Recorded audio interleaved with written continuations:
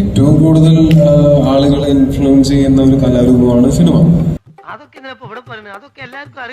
ആ സിനിമ എല്ലാ സിനിമയും സാരോപദേശ കഥയായിരിക്കണമെന്നോ അല്ലെങ്കിൽ ഒരു മെസ്സേജ് അതിന് വേണമെന്നോ ഒന്നും നിർബന്ധമില്ല.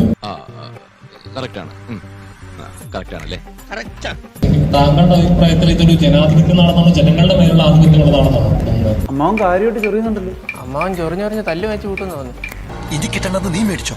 എന്നാലും കാര്യം ചെയ്യും, ഇങ്ങോട്ട് വന്നിട്ട് മോനെ പറയാനുള്ള വായിലേക്ക് കുത്തിയിട്ട്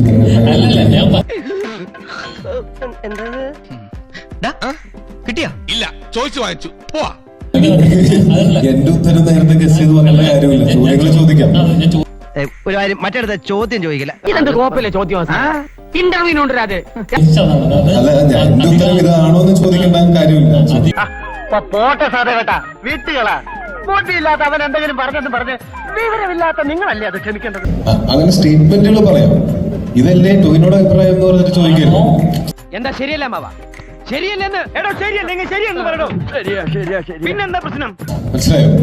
നിങ്ങൾക്ക് അങ്ങനെ ഒരു അഭിപ്രായം ഉണ്ടെങ്കിൽ അത് നിങ്ങൾക്ക് വിളിച്ച് പറയാം. എന്റെ അഭിപ്രായങ്ങൾ ഞാൻ കൃത്യമായിട്ട് പറയുന്നില്ല. വെറുതെ ഇല്ലാത്ത പറഞ്ഞ് നടന്നാലല്ലോ കുറിപ്പ. ഓപ്പരം പഠിച്ചൊന്നും ഞാൻ നോക്കൂല, ചവിട്ടി ചുമരുമോ പറ്റിച്ചാൽ. അപ്പൊ ഇതല്ലേ ടോവിനോട് അഭിപ്രായം എന്ന് പറഞ്ഞാൽ ടോവിനേക്ക് പറയാതിരിക്കാൻ പറ്റുമോ? അങ്ങനെയൊക്കെ ചോദിക്കണം ഭയങ്കര മോശമാണ്. നീ ഇപ്പൊ ചോദിച്ചതേ ഒരു ആദ്യം ഊണ ആൻസറാ. എന്റെ ഭാഗത്ത് തെറ്റുണ്ട്. ഞാനത് ചോദിക്കരുതായിരുന്നു.